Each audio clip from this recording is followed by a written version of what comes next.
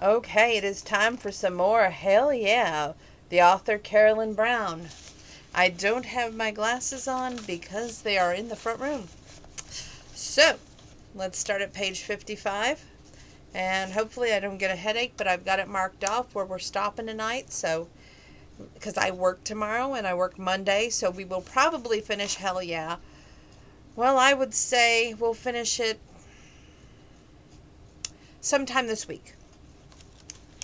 Okay.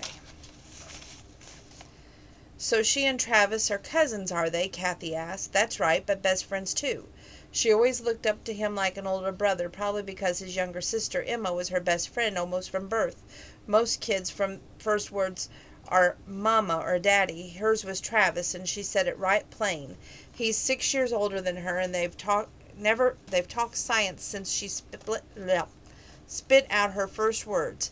I never seen the boy until he showed up on New Year's Eve. It's a good thing they're cousins, or I'd like to tell Angel to go after him. They've got everything in common, Merle said. Kathy rounded the end of the bar and claimed a stool next to Merle. So how'd they wind up here together?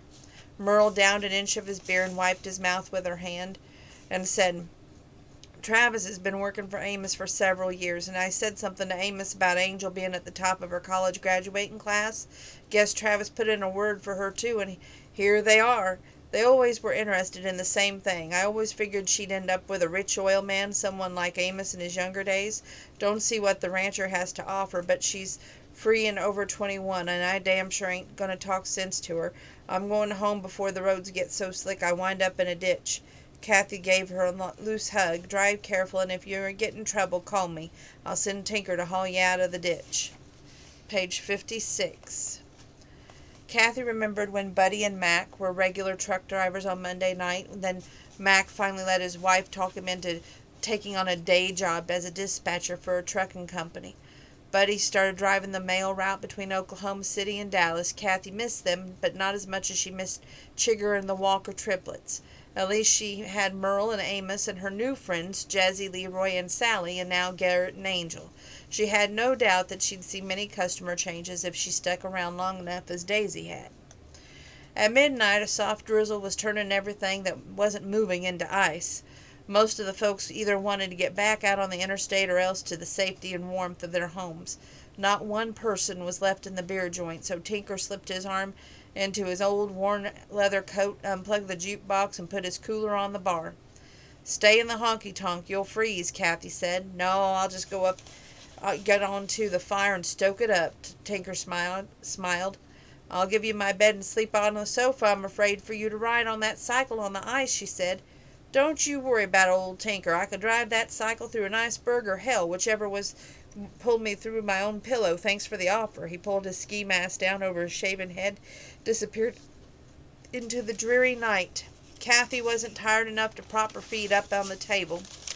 She'd have a cold beer. She went back for her apartment, where she took a warm shower, dressed for bed in an oversized sweater and flannel pajama bottoms, cuddled up with a frayed quilt and a pillow on the sofa. She picked up the remote control, found the channel, and played old movies all night, and settled in to watch Steel Magnolias. Back out easy and don't hit the brakes if you start to slide, Travis warned Angel when he helped Angel into her coat, and call me when you get home. I've driven on black ice before. Stop treating me like a kid. Just be careful, Travis said. I'll call. He watched from one of the 3 oblong windows in the trailer until the taillights of her small truck disappeared around the corner. Then his gaze went to the yellow glow from Kathy's living room window. The honky-tonk was dark. The driveway was empty. He checked the clock. It was only 12:30. Evidently the bad weather sent everyone home early. A shadow moved across the window, and he backed away quickly as if she could see him staring into the distance into her private quarters. When he peeked out again, the shadow was gone. He stood there for a long time wondering who Kathy really was.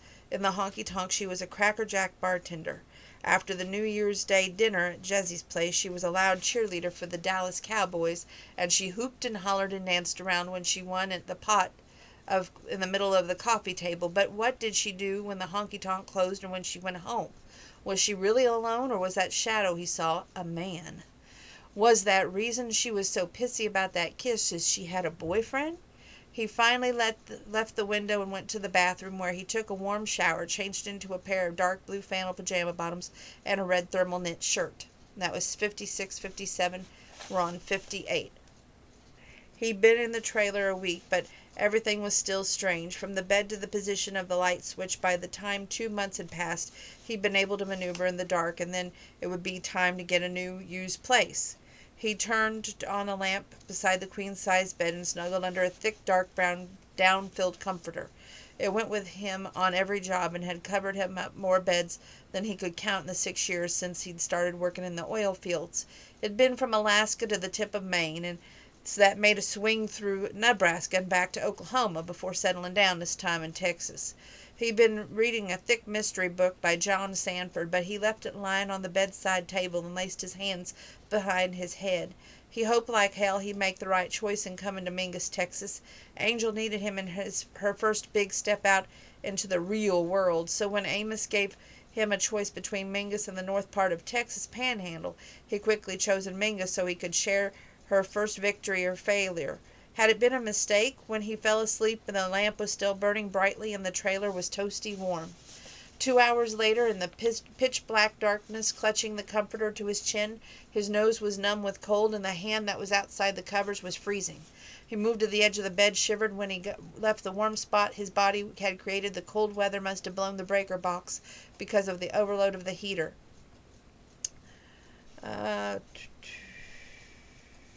His flashlight was in the truck, but he could make it from the bed to the hallway without a major catastrophe. He slung his legs over the edge of the bed and tried the lamp, but damned if the bulb wasn't shot. Bedroom shouldn't be on the same circuit as the heater. He headed across the floor. Before he'd gone 2 steps, he stubbed his toe on the footboard of his bed. Well, crap. That hurts like hell. I hope it's not bleeding all over the carpet. He hopped on one foot toward the door to turn out the light and ran into the door frame, knocking himself backward to land on his back with his feet dangling over the bottom of the bed. Damn it all to hell, he yelled as he grimmed his forehead. I'm not going to freeze. I'm going to commit suicide by clumsiness. The second time he shuffled across the floor and searched for the blind man until his hands hit the wall. Finally, he flipped the light switch. Nothing happened. He tried again. Still nothing. What in the hell was the matter with this thing? It can't be on the same circuit as the heater. That thing has a breaker on all its own. 13 tries later, he finally figured out the heater had overheated and blown the electricity in the whole trailer. He jerked the comforter around his shoulders, slipped into his bare feet into the boots he left at the foot of the bed, and slowly made his way back to the trailer to the front. One peek out the window told the tale. Normally the lights flooded the parking lot at the honky-tonk. It wasn't just his trailer that was dark. The whole area had no electricity. How does she have lights inside her place if everything else is out? He asked. He opened the door and heard the steady hum of generator. Who'd have thought that to purchase one of those in the middle of Texas? Looks like I've got 2 choices, freeze or beg, he said. He chose to beg. That was 58, 59, and 60. Steel Magnolias was the saddest and funniest movie Kathy had ever watched, and she knew the dialogue by heart. But she still cried like a jilted teenager every time she watched it, discarded tissues, cluttered the floor, and she still poked a hole in the top of the second box when someone pounded on her door. Her heart stopped. It was raining ice, and the tonk had been closed for hours. Electricity was out, and she was running on a generator. Neither man nor beast would be out in that kind of weather. She tiptoed across the floor slowly and pulled down one slat of the mini blind of the window beside the door. One look, and she let it go like it was a red-hot poker and jumped back to her 2 feet. Bigfoot, wrapped up in a bearskin, was standing on her porch. She peeked out again. It might not be Bigfoot, but something big and brown and scary-looking was out there in the dark. Maybe it was a serial killer who preyed on single women who were vulnerable after watching sad movies late at night. But then it might be a homeless woman whose car had broken down and she needed to call a wrecker. Dear God, what if there was children in that car? She made sure that the chain was secure before barely opening the door an inch and keeping her distance. In that case, it was a killer, and he reached through the opening to snatch her bald-headed. Who are you and what do you want? She asked. If Bart White was trying to scare her into selling the tonk, he'd best get his affairs in order because he was a dead man, crazy idiot fool anyway. First trying to buy her a beer joint and then trying to frighten her. If it was him, he could sit on her front porch and turn into a popsicle for all she cared. I'm freezing, Travis said. No crap. Come on, Kathy. The electricity went out in the trailer, and I don't have a generator. Can I come in, please? I'll pay you to be warm." She cocked her head to one side and frowned. "Travis." "Yes, who else would it be? I'll die by morning if I have to stay out in that freezing tin can. I'll sleep on the floor. I brought my comforter, and I'll do what I can without a pillow." She shut the door. He was about to turn around and head back to the trailer when he heard her moving the chain and the door opening. "Thank you," he said. "You'll have to stay at the honky-tonk," she said. "You are lucky I'm letting you walk through my place to get there and not making you go round to the front door. No men are allowed in here." "But Amos was in here, and I was too." He clamped his mouth shut. Only a fool would argue with her when she had a generator. 60, 61, 62, and 63. She led the way through her living room and into the beer joint. "Claim as much floor space as you want, or it can put two tables together and make a bed. If you wiggle around and fall off, though, don't beat it on the door. I won't hear you." "Could I charge a shot of whiskey? I didn't even think to pick up my wallet and bring my money with me. I don't run tabs." She stopped inside the door, and he plowed into her back, sending her forward with enough force that she had to grab the bathroom door to keep from tumbling on her face. "Good Lord, Travis, be careful. I was turning on the men's room light for you so you could find your way." "Sorry," he said sheepishly. "I didn't pick up my glasses either, and I'm blind without 'em." Every single contact he had with Kathy brought on a rush of hot desire. He always liked tall blondes, and blue eyes were a bonus. Delicate features were a plus. Being extremely intelligent was a must. Kathy fit all of those requirements except maybe the intelligence factor. It didn't take a doctorate in any subject to be able to mix up a pina colada. But she was prickly as a porcupine and very vocal about not being a bit interested in him. So why couldn't he control his desires? Why did he feel like a red-hot poker struck his heart every time he touched a woman? Or, worse yet, why did his body react like he was a freshman in high school and he had just touched a delicate part for the first time? She made her way behind the bar in the dark. She picked up a bottle of Jack Daniels and a pint jar. She poured an inch of the bottom and set it on the bar. "I do not run tabs. I will give you a shot of whiskey to keep you from dying. God knows I don't want to deal with a dead body tomorrow morning." Travis tossed it back like an old gold miner in a western movie from the 50s and wiped his back of his mouth with his hand. The warmth started at his throat quickly and then spread through all the way to his stomach. For the first time he felt as if he might have a chance surviving. Kathy started back to her apartment. "Okay, you're on your own now. I'm going back to bed. Don't even think about waking me. I do not do mornings, so don't talk to me if I wander out here. Good night, Travis." "Thank you, Kathy. I'll buy a generator tomorrow. This is a one-night sleepover," she finished for him. "I didn't mean to imply. You've got warmth and a bathroom. Just one question. Why didn't you drive to a motel?" Travis slapped his forehead with his palm. "I was so stunned when I woke up freezing that a motel didn't even dawn on me. All I thought about was finding a warm place, and your light was still burning." "I'm sorry, Kathy. Thanks for the shot. Which way is the nearest motel?" "Longhorn Inn is about 10 miles back to the east of here," she said. "You are welcome to stay here in the tonk if you want. The roads are icy. It'll take a while to get there." A wave of guilt washed over her. If the situation were reversed, he probably would be a wonderful neighbor. He'd open the door and give her a blanket and pillow and even share his home with her. She shouldn't be such a witch, even if she had just used up every bit of her compassion on the Hollywood movie.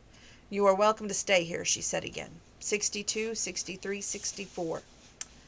He followed her back through the apartment. "Thanks, but I think I would prefer a warm bed instead of a hard table." "Are you sure?" she insisted one more time. She tried. "Oh, thanks, but no thanks," he said. She tried 3 times, and he refused. If he ran his truck off into a ditch and froze by morning, it couldn't be her fault, or could it? She hadn't really been friendly and nice when she offered, and she'd been downright rude when she first opened the door. Why did she treat him like a leper, anyway? That kiss wasn't enough to carry a grudge about it. It had been damn nice. "Thanks again. Stay warm," he said, and he carefully picked his way across the yard. She sat down on the sofa, stared at the wall. It was a control issue. Her last boyfriend had been very nice and romantic right up to the time she crossed him and he started hitting her. If she had lost her newfound control and let another man into her life, she might wind up with the same kind of situation. 2 or 3 like that, and she'd be one of those women who drew the wrong kind of men to her life, flies on the fresh cow patties. Even if she was attracted to Travis's type of cowboy, and even if there was a possibility that he wasn't like Brad Alton, she wasn't willing to take the chance. She sighed and went to bed. Travis reached up under the body of his truck and felt around until his cold hands landed on the hidden key. He opened the passenger side door and grabbed the flashlight he kept in the glove box. The circular light on the frozen grass did not keep him from slipping and sliding, but it would give him light in the trailer, which had as many dangerous spots as the ice. He dragged his comforter behind him like a frayed security blanket. The concrete steps were so slippery that he had to hold on to the handrail with both hands to navigate them. The brass door handle had a layer of ice around it and refused to turn until he chipped away the ice with his fingernails. When he finally was inside, he made a wide sweep with a flashlight, making sure there wasn't anything to trip him up on the way to the bedroom. Some neighbor Kathy is, anyway. She could have waited to make sure I was safe. I could have broke my neck and she wouldn't have even known till morning. I was a fool to move to this God-forsaken place. There's no oil here. If there was, it would be frozen. Texas is supposed to be hot and dry. What in the hell happened? He fussed and fumed all the way to the bedroom. He threw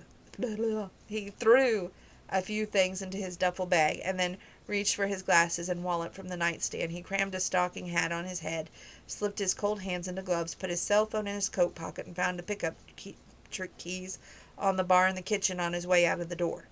When he was safely inside his truck, he heaved a heavy sigh of relief. In a half hour, he would be in a warm room with lights. Damn it all. He'd forgotten to pick up his book, and he was wide awake, but he wasn't about to brave the journey back in to get it. 64, 65, 66, and 67. He inched along at a snail's pace past the Smokestack restaurant and out to the interstate. The road had not been salted or plowed. One semi was already on its side in the medium. Police cars and an ambulance lit up like the dark night with their red, white, and blue flashing lights. Texans could survive hurricanes, tornadoes, grasshoppers, and blistering summers, but they weren't too good at driving on ice. Not that Travis was an expert, but he had lived in these parts of the country where the ice and snow were an everyday thing, so he could navigate fairly well. What few cars were out on that ungodly hour were creeping along slower than a snail in molasses. He kept both hands on the steering wheel and wished he'd kept them on the honky-tonk floor. The shot of whiskey made him so sleepy his eyes were wide for so long between the blinks that they ached. What seemed like an eternity later, he looked up to see the sign pointing to the exit of the Longhorn Inn.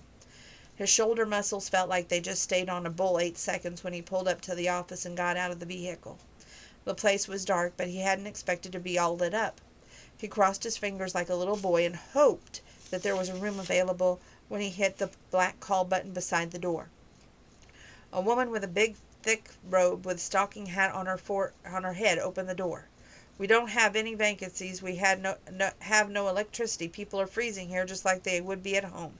We won't be renting anything until electricity comes back on." She shut the door in his face and disappeared into the darkness. Grown men do not cry in the freezing, drizzling rain.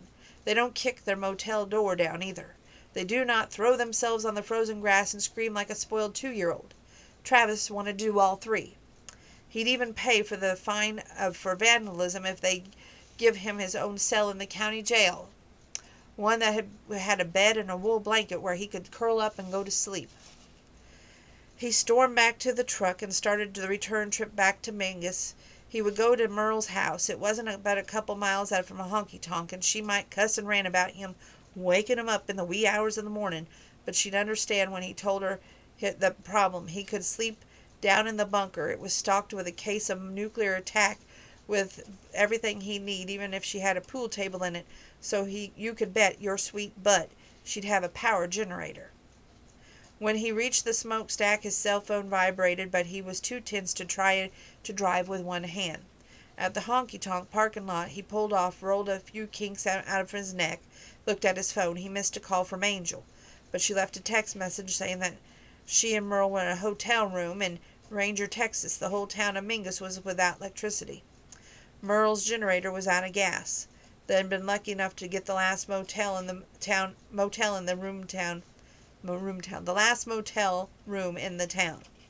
Travis looked at the phone as if it were evil. Kathy was not going to be a happy woman when he woke her up. He got to beat on the door for 5 minutes and was surprised when she opened it the moment he hit it the first time. That was 66, 67, and 68 now. She motioned him inside. "No vacancies?" Thank the Lord you are back. Now maybe I can go to sleep, get some rest without all the guilt trying to smother me. I can be a good neighbor even if I'm not willing to be anything more than that. Travis stepped into the apartment and shut the door behind him. You know the way into the honky-tonk, she said. Guilt might keep her from sleeping, but he was not staying in her apartment. The way had jacked up her hormones into overdrive, she'd wind up losing more than sleep than if she ever known he was only there a few feet away. I didn't bring a comforter this time, he said. Jesus, Mary, Joseph, just go to sleep on the sofa. There's a pillow and a blanket there. I'm too tired to worry about it or you right now. Sorry, Ruby. She looked up at the ceiling. He wondered who in the devil was Ruby and why she was apologizing to her for him sleeping on her sofa. Page 69. Hot dern, Kathy mumbled as she threw back the quilt on her bed. The electricity was back on. The alarm flashed the same numbers over and over. Bright sunlight poured into the bedroom window, and she could hear the drip from the room as the ice melted. She hopped off the bed, headed toward the kitchen to make coffee. The first cup took the beast out of her. The second one kept her from biting. After the third one, she could pass for human. The sofa was empty, so that meant Travis had awakened early, found the electricity working, and gone home. Life was so much better than it had been the night before. She picked up a few scattered tissues from the floor and tossed them into the kitchen trash before she started making coffee. She hummed as she put the extra grounds in the pot to make it stronger than normal. The battery-operated clock on the kitchen wall said it was noon. No wonder she was so hungry. She reached up in the cabinets, pulled down a fresh box of strawberry Pop-Tarts, and tore open the package. As soon as the coffee finished dripping, and she poured a cup and looked out on the kitchen window. No deer, no rabbits. She hadn't seen a possum or even a stray cat since the trailer arrived. A moan and movement not 3 feet from her made her slosh the hot coffee onto her pajama top and drop a Pop-Tart on the floor. She jerked her head into the direction of adrenaline, putting her into flight mode as it plowed through her body like a bulldozer at a kid's sandbox. 68, 69, and here's 70 and 71. Holy crap, you scared the hell out of me, she said. I didn't mean to. I hope you're cooking a pound of bacon this morning. Travis sat down at the table, stared at her with big blue puppy dog eyes. I feel like hell and I'm starving. Electricity's back on. Go on and cook your own breakfast, she said when she could breathe again. Please, it was a tough night. If you were starving and driven on ice to a motel only to find no vacancies, I'd cook you breakfast. He had a pitiful look on his face, which she was found even sexier without that wire-rimmed glasses. She bit back a grin. He wasn't about to see her smile after keeping her awake most of the night, partly out of guilt, and the rest was out of nothing but pure lust. Stop acting like you were dying. Where were you anyway? You weren't on the sofa. I am dying. I ain't got the energy to make it to the door, much less across our yards and then cook my own breakfast. Nearly frozen and then starved. It's a sorry way to die. Reason I wasn't on the couch is the damn thing is too short. Curled up in the corner of the floor with the quilt and a pillow. Call the undertaker. Tell the coroner that I died of starvation because you were too stingy to feed a neighbor. God can decide whether to lay you murder on your list of sins when you die, he said. How hungry are you? She asked. Just shy of passing plumb out. She poured a cup of coffee and set it in front of him. You can stay for breakfast, but only because I don't want to drag your dead body out in the yard. You are an angel. A pound of bacon and 6 eggs over easy might help me make it out of the undertaker's reach. She set the box of Pop-Tarts in the middle of the table. That's not eggs, he said. She opened it. Pretend it's one of Denny's Grand Slam specials, or a McDonald's sausage biscuit and meal deal. I really don't care which. It will keep you from starving, and I'm not cooking breakfast today. He moaned again and then tore into the package. They're cold. Which? Coffee is hot. Dip 'em if you want a hot breakfast. You are mean, he muttered. Me? I let you sleep here when it was against the rules. I'm feeding you breakfast. You better play nice or I'll throw you out in the slush pit in your bare feet. He dipped the strawberry-flavored pie dough in the coffee, pretending he couldn't make it bacon and eggs, and he couldn't reach his imagination far enough to make it warm cinnamon roll straight from the oven either. Talk to me while I eat this sumptuous meal, he said. I cooked. You talk. You already know about me. I told my family story at the dinner table on Sunday, he said, and you know mine. Daisy and I are all I have left of the family. Her dad died before she was born, and her mother was in a car wreck. Cancer got my dad, heart attack got my mother, all died young. The end. That is page 70, 71, 72, and 73. How long have you been a bartender? He asked. Legally, since I was 21. What does that mean? Worked some dives that didn't ask me how old I was before I was 21. He raised an eyebrow. How long before you were 21? I was 16. Mama got sick one night. She said Daisy's mama were both bartenders. I filled in for her any time she was sick. After I worked, it just evolved. Kathy wished he'd eat his suedo bacon and eggs and go on home. It was too early to talk and way too early to answer questions. I couldn't live like that, he said. Hey, I don't want a pity party. I don't have a single complaint about the way I lived. Well, maybe one. It had nothing to do with what I did for a living. My dad was a wonderful man. He worked nights until he got sick, and my mother was a great person. We weren't rich, but we had a lot of love in our trailer, so don't go judging me. I wasn't judging, he said defensively. Oh, honey, you were. Your eyes judged me, even if your words didn't. Travis pushed the chair back and stood up so quickly that his movement was a blur. Thank you for the breakfast and use of your quilt and pillow. I'll try not to bother you again. Well, la-ti-dam-da. If he hasn't gotten his rich little underbritches in a wad, pick up your trash before you go running off. She pointed the pastry wrapper on the table. He grabbed it and shoved it into his pocket. You really are a bear in the morning. You were forewarned. You should have snuck out the door and left me alone, she said. He whipped around at the door.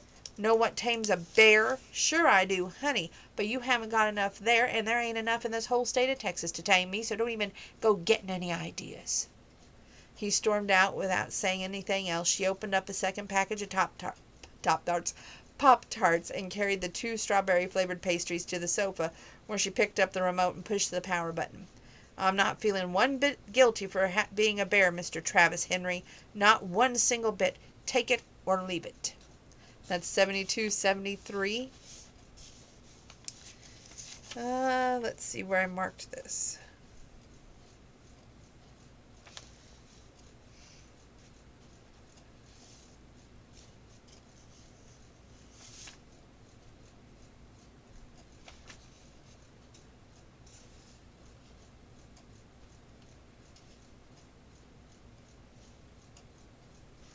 All right, here. I hear you parted with a shot of whiskey for your man during the ice storm, Sally said. How'd you find out about that? And he's not my man, Kathy protested. Gossip vine. Travis told Angel, who told Merle, who told Jesse. So did you sleep with him? I did not, Kathy said indignantly. That's page 75 and 76. Page 77. Now, where in hell did that come from? She mumbled. What? Sally asked. My mind was in the gutter. Who was in it with you? Kathy didn't answer. Was it Travis Henry? Sally teased. Kathy didn't answer. Hey, it would make sense. He's the first man you slept with in your apartment, and you even gave him a shot of whiskey to warm him up. Cold man, warm whiskey, cold night. You really expect me to believe that he slept on the floor? Kathy sputtered. Yes, I do, and you know more than a little gossip. Fess up. Sally laughed as she drew up 2 beers and handed them to Garrett. He and Angel came to the ranch for soil samples, ate supper with us. He said you were an old bear in the morning. She wouldn't be an old bear if she'd marry me. I'd treat her so good that she'd be a sweetheart in the morning, Clark said from the end of the bar. It'll take someone just as mean as her to tame her, and you ain't that mean, Sally said. Well, thank you so much, Kathy said. Travis grabbed a bar stool when a cowboy left and headed for the dance floor. She's speaking the pure gospel truth. I ain't never seen anyone bite as hard as her in the morning. Kathy jerked her head around from the blender and swore underneath her breath. How in the hell had he gotten in the door without her seeing? Give me a Coors long neck, please, Travis said. Page 77, 78. Kathy wiped off a bottle and flipped off the lid, and she set it on the bar in front of him. She wasn't taking chances on their hands brushing, not after those naughty thoughts she had danced through her mind. He handed her a $5 bill. She made change. He carried the beer back to the pool tables where Garrett and Angel were in a heated game. Clark followed him and picked up a cue stick from the wall. Travis raked up the balls and took a long draw of his beer. You ever been bow hunting? Merle asked. Yes, I have, Travis said. Then draw that cue stick back like you were drawing back a bow. and move your body into the chute and more power. Scatter them balls so the picking will be easier, she said. Think, Travis, we'll beat Clark if he listens to Merle, Kathy asked. Guess if he loses his shirt and his home and his truck, he can always sleep on your sofa, Sally said. It's too short and he slept on the floor, Kathy said before she thought. Shame on you. That sofa makes out into a bed. I know it does, because I've heard you talk about sleeping on it until Daisy got married. I don't even like the cowboys, and I would have at least let him have the sofa. Kathy shrugged. He didn't ask. Before Sally could shoot back a reply, a lady popped a hip up on the bar stool and said, Martini, please. Kathy sized up the newcomer. Shaken?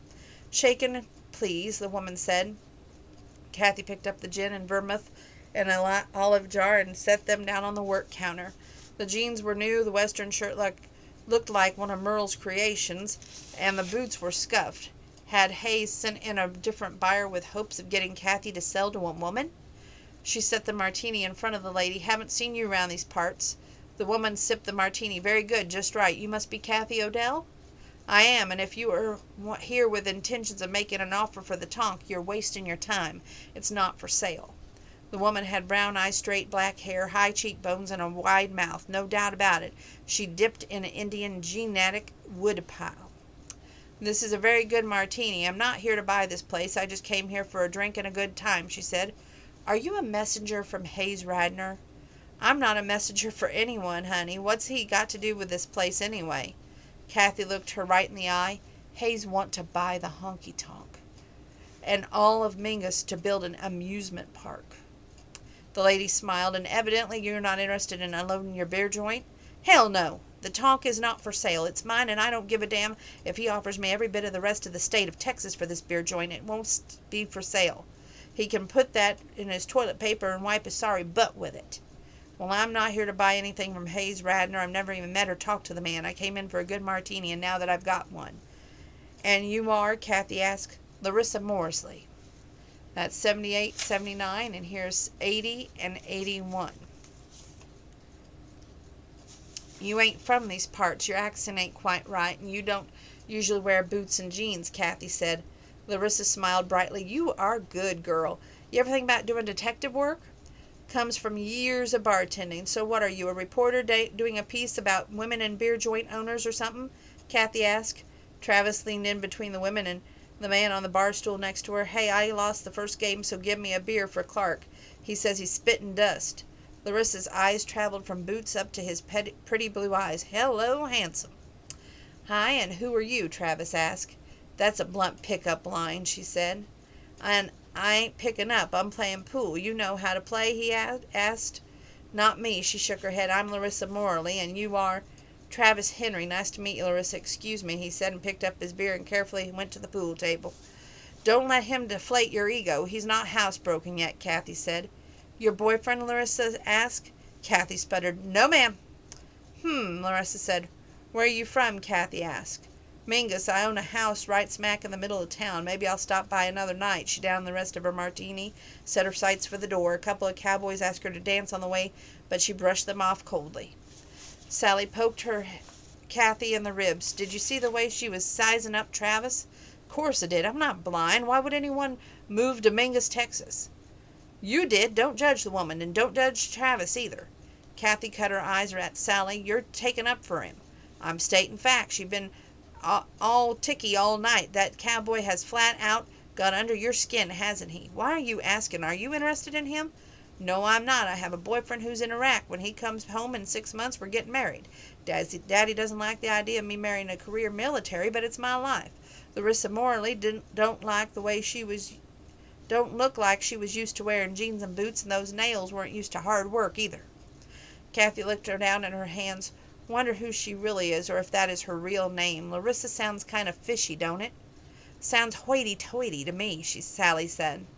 In a few minutes, Sally touched Kathy's arm and nodded toward the dance floor. Rudy, one of Garrett's hired hands, was showing Larissa how to two-step to the Thunder Rolls by Garth Brooks.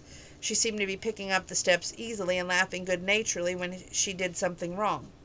Kathy frowned. When did she come back? Don't know. I'm going to get a beer and leave it with you. Things have slowed down, Kathy said, and I appreciate if you didn't mention that idea of the summer wedding. 80, 81. Here's 82 and 83. And 84 is where we're stopping at tonight.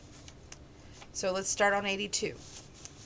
Daddy gets all riled up every time I say anything about Mary and Kirk. Thanks for the help, and your secret is safe with me, Kathy grinned. Someone put more money in the jukebox, and Billy Currington sang that song, God was great, beer was good, and people are crazy.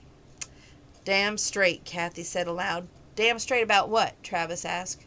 The people are crazy, she said. You got that right. I need an apple martini for Angel. Merle's going to give me some pointers while we shoot a game, Travis said. Kathy made the martini and handed it to Travis. She tried to ignore him by watching Rudy two-stepping Larissa around the room to a slow song. The two of them were mismatched as Kathy stopped herself from thinking as she and Travis were. Instead, she told herself that Larissa was probably married to a rich man and they'd probably had a fight. Her husband was probably a two-bit cheating bad man, and she was on the prowl to pay him back. Poor old Rudy might get lucky, but come morning she'd be right back in her little Porsche or Lexus, or maybe even a chauffeur-driven limo sitting out into the parking lot, going home to her husband who had a fortune in oil money or owned an exotic resort island where she was really the queen. Big and Rich would begin singing about being lost in the moment, and Kathy felt sorry for Rudy. He might be lost in the moment with this rich lady who had her arms around his neck. Come morning, he'd be singing the blues worse than Hank Williams. The movement of Tinker hurrying across the floor to the table in the far corner took her attention from Larissa to where the two young cowboys were bowed up like a couple of old rooster feathers, all fluffed out, and eyeing each other through bloodshot eyes, daring the other to throw the first blow. Tinker waded into him like a father about to thump two boys' heads together. He said with a low words and escorted them both to the door. He didn't care if there was bloodletting after they were outside the honky-tonk, but it was his job inside that beer joint to keep the stains off the hardwood floors. Two tomcats having a wee-wee contest didn't faze him. Kathy would love to know what he said to the rowdies that sent them outside without argument. Did he tell them how hungry the buzzards were back behind the tonk and how they'd be glad to pick the pickled cowboy for breakfast? Kathy saw Larissa and traded Ruby in for another Garrett hired hand. Maybe Rudy wasn't tough enough for the city-fine martini-drinking woman who was out to slumming that night. Jake did look like a little rough around the goatee and a tattoo of a tiger peeking out from under the rolled-up sleeve of his shirt. At closing time, Tinker made the announcement that the honky-tonk should shut down in 5 minutes. What customers were left found their coats, and they were gone in a few minutes. He carried a 6-pack of empty soda cans to the bar and picked up his paycheck. Been a rowdy night, he said. Yes, it has. What'd you say to those two men, Tinker? Kathy asked. A slight grin turned up the corners of his mouth. Old Indian secret. If I tell, it might take the magic away from it. See you tomorrow night, Kathy. You're not Indian, she called out as he crossed the floor. No, I'm not, but that my secret is Apache. Where'd you get an Apache secret? She asked. My friend who was in Vietnam. Good night, he said as he pulled on his coat and left. She popped the lid on a long-necked bottle of the Coors and carried it to the nearest table. For all the rowdiness, the place wasn't in too bad a shape. The empty beer bottles had been pushed to the middle of the table. Very little trash littered the floor, but the beer had been sloshed out of the jars in several places, so it would require a thorough mopping the next day. She propped her feet on the table and tilted the chair back to the wall. She took a long draw on the beer and enjoyed the icy cold liquid as it slid all the way to her stomach. One more song was left on the jukebox, so she listened to Jason Aldean sing about being from the country, her cowboy's boots to the song she sings. That's my story, she said as she kept time with her foot. I'm a hick to the bone. Nothing here for Travis Henry to be interested in, so why in the devil can I get him out of my mind? Oh, goodness, what a book. Love this book. We will pick up there tomorrow night so we can continue on our journey of hell yeah.